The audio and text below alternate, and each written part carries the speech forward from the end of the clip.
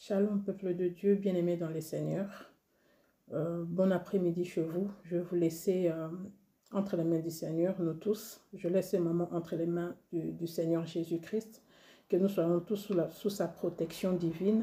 Je laisse tout le monde qui vont partager avec moi, qui vont regarder cette vidéo, entre les mains puissantes de Jésus-Christ de Nazareth. Que la paix du Seigneur soit avec vous. Amen.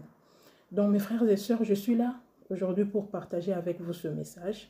Je veux en fait vous donner un témoignage là où Dieu m'a aidé moi-même et a envoyé un message pour vous aussi. Donc ce message est pour le peuple de Dieu, pour vous aider, pour faire comprendre d'où viennent nos problèmes, qu'est-ce qui se passe réellement.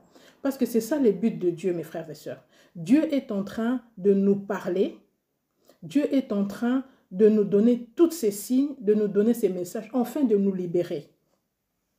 Voilà pourquoi je suis là aujourd'hui, pour partager avec vous, pour vous expliquer ce problème que moi-même j'ai traversé.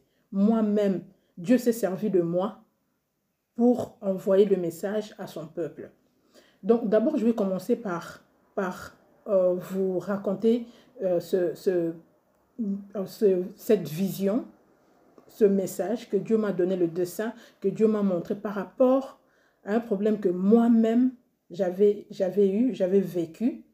Et je sais que ce problème touche beaucoup des enfants de Dieu. Beaucoup. Donc voilà, je vais d'abord commencer par ce témoignage. Donc je dormais il y a quelque temps. Ce témoignage est en fait la réponse que Dieu m'a donnée par rapport à une histoire, un problème que j'ai eu il y a quelque temps déjà passé. Donc, je veux commencer par ce problème-là, comme ça vous allez comprendre. Mes frères et sœurs, il y a quelque temps, comme nous aimons bien avoir des amis, j'avais vraiment une amie, là je vous dis vraiment cash, clairement, j'avais une amie et on s'aimait vraiment beaucoup avec cette amie-là. On s'aimait vraiment beaucoup, je l'aimais beaucoup. Donc, au point où, quand j'achetais quelque chose pour moi, j'achetais aussi pour elle. Quand elle achetait pour elle, elle achetait aussi pour moi. Vraiment, on s'aimait beaucoup avec cette amie-là. Avec une amie, je dis bien une amie, une copine. Donc, après quelque temps, moi je travaillais. Mais soudain, j'ai eu un problème au travail que je n'avais pas compris. Je n'ai pas compris le problème. C'était quoi? Donc, sans raison, j'aimais bien ce travail-là. Et tout allait bien, tout se passait bien. Je m'entendais bien avec tout le monde, mes collègues et tout. Moi, je suis du genre comme ça d'ailleurs. Pas pour me faire des trucs, mais je suis comme ça. J'aime bien rire, je suis bien, je mets tout le monde à l'aise, en fait. Donc, j'étais bien, mon travail s'est passé très bien. Mais sans raison, pour rien, mon patron m'appelle une fois pour me dire, voilà, qu'il ne pouvait pas renouveler mon contrat. Ah bon? J'étais sous contrat. Je dis, ok. Ben, dans le temps, je me suis dit, bon, il n'y a pas de souci, je trouverai un autre travail. Il n'y a pas de souci, il m'a donné des raisons, voilà. Mais pour moi, c'était quelqu'un de bien, donc il disait la vérité, donc il n'y avait pas de problème. Donc voilà, j'ai changé de boulot, j'ai fini là, j'ai terminé là, et j'ai cherché l'embauche ailleurs et j'ai trouvé du travail ailleurs. Mais seulement, mes frères et sœurs, écoutez ce qui s'est passé. Parce que tu sais, quand tu as l'habitude de faire virer comme ça, tu remarqueras que ça serait souvent, ça deviendra une habitude. C'est comme s'il y a quelque chose derrière qui suit, quelque chose qui... Pourquoi toi? Pourquoi ça doit être toi? Il y avait beaucoup de gens à côté de moi. On était à beaucoup. Pourquoi c'était moi? Je ne me suis pas posé de questions. Tu vois? Donc, je n'ai pas posé de questions, j'ai changé de boulot. Pour moi, c'était normal. Donc, des choses que nous voyons normales, mes frères et sœurs, des fois, souvent même, ce n'est pas normal du tout. Donc, écoutez ça, mes frères et sœurs. Il y a quelque temps, je dormais quand Dieu m'a donné la vision claire. Je me suis revue dans ce travail-là. En fait, Dieu m'a montré qu'est-ce qui s'est passé réellement. Vous voyez, mes frères et sœurs, quand vous êtes vraiment en intimité avec Dieu, Dieu vous montrera des choses. Dieu vous préviendra aussi. C'était un message pour moi pour mieux comprendre.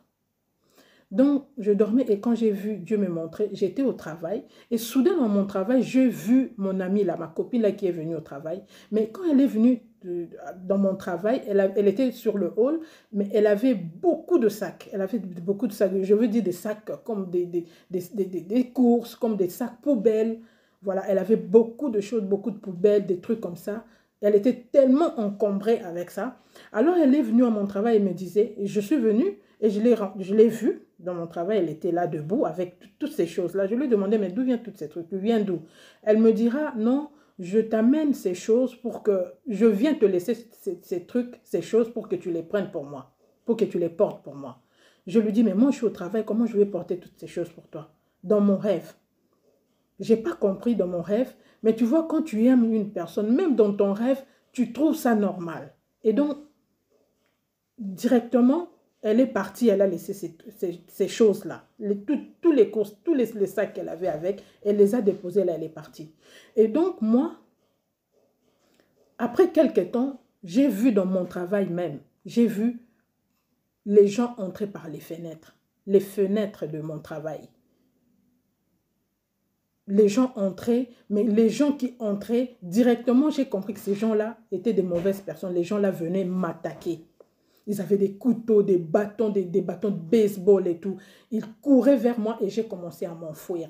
Et quand j'ai commencé à m'enfuir, mes frères et sœurs, je suis sortie. Je suis sortie de l'immeuble, de mon travail, sûrement parce que, bien sûr, j'étais en train de me sauver dans mon rêve. Donc, je courais, je me sauvais, je suis sortie. Je suis sortie du bâtiment, de mon travail, et soudain, d'un coup, une force m'a pris.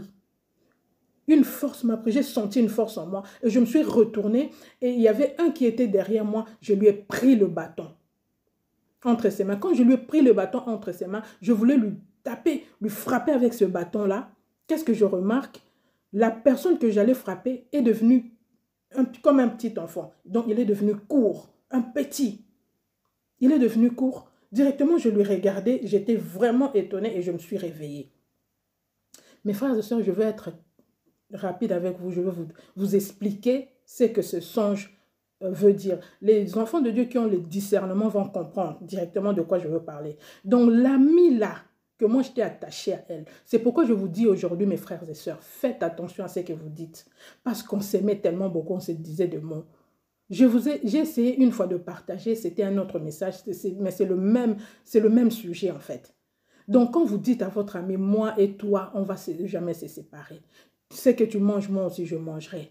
Elieyo elienga, des trucs comme ça. Vous dites des choses de votre bouche, vous sortez des paroles, mes frères et sœurs. Ce sont ces paroles-là. Faites attention, mes frères et sœurs, à ce que vous dites.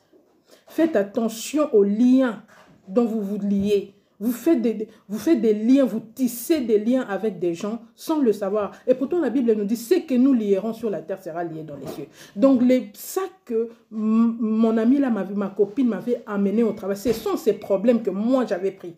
Donc, elle me suivait avec tous ces problèmes. Donc, c'était quelqu'un qui était utilisé par le diable, par les sorciers. Elle avait des problèmes spirituels que moi, automatiquement, j'avais pris parce que je lui disais ces paroles-là. On se disait ces paroles-là. On mangeait, on se portait des vêtements, on faisait tout. Elle peut prendre un vêtement, moi je ne vais pas discuter, je vais laisser. Je trouve ça normal, c'est une amie sœur. C'est une amie vraiment, je ne peux pas m'imaginer qu'une... Si tu n'as pas Dieu, tu ne pourras jamais détecter de telles choses. C'est seulement Dieu qui peut te révéler ça. C'est pourquoi aujourd'hui, mes frères et sœurs, je suis là pour vous dire que des problèmes qui vous arrivent, des problèmes qui s'attachent à vous, vous avez perdu votre travail. C'est toujours vous qui perdez le travail. C'est toujours vous qui ne vous mariez pas. C'est toujours vous qui n'avez pas d'enfant. C'est toujours vous qui avez une maladie, là, des maladies que vous ne comprenez pas. S'il y a quelque chose qui se casse, ça doit tomber sur vous.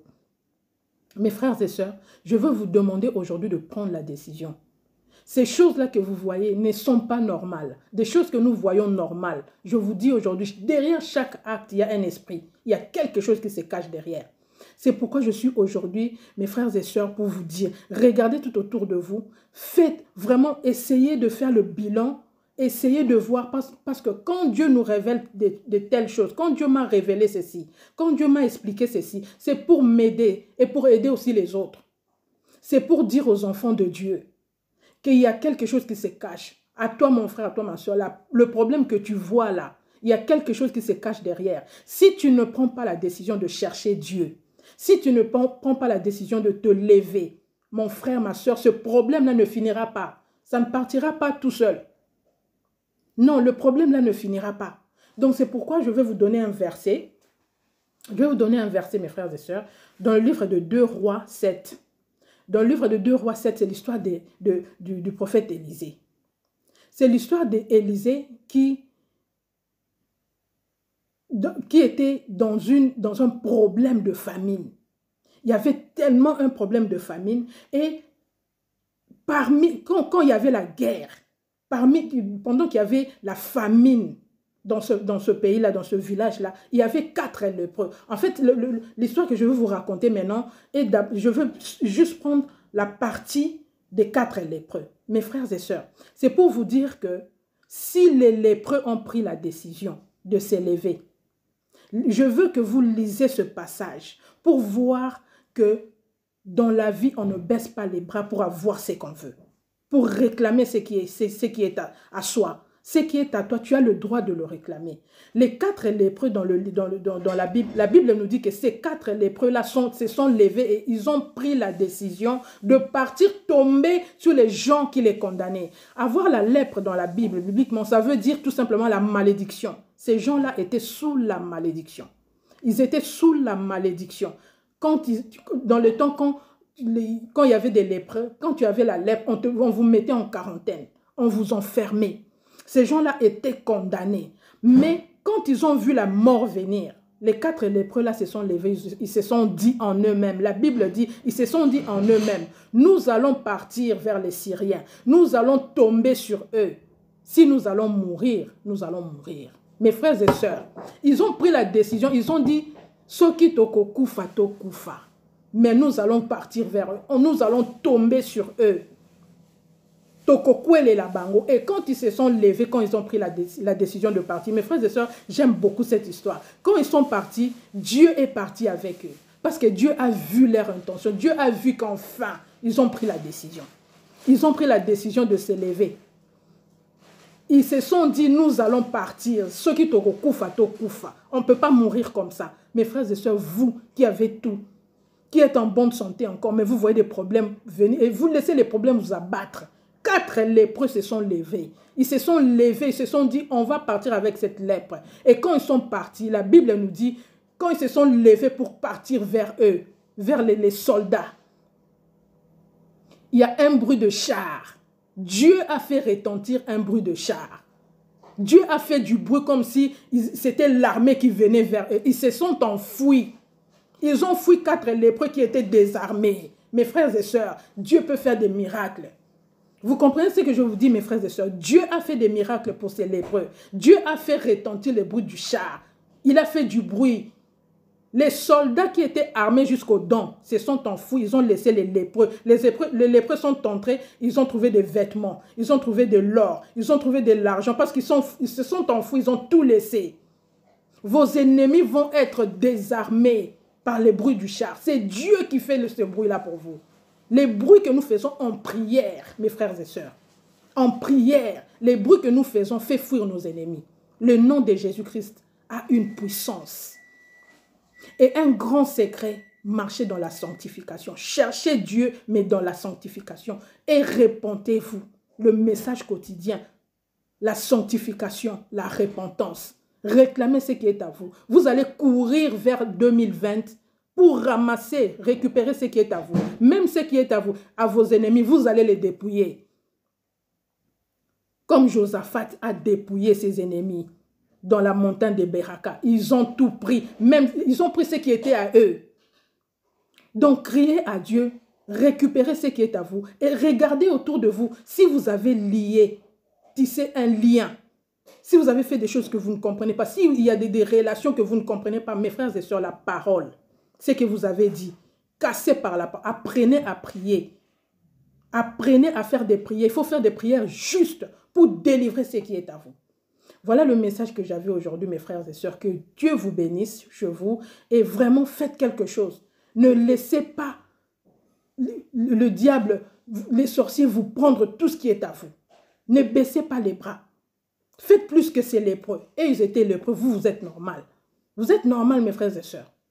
Donc voilà, que Dieu vous bénisse chez vous. Moi, je vous dis à la prochaine.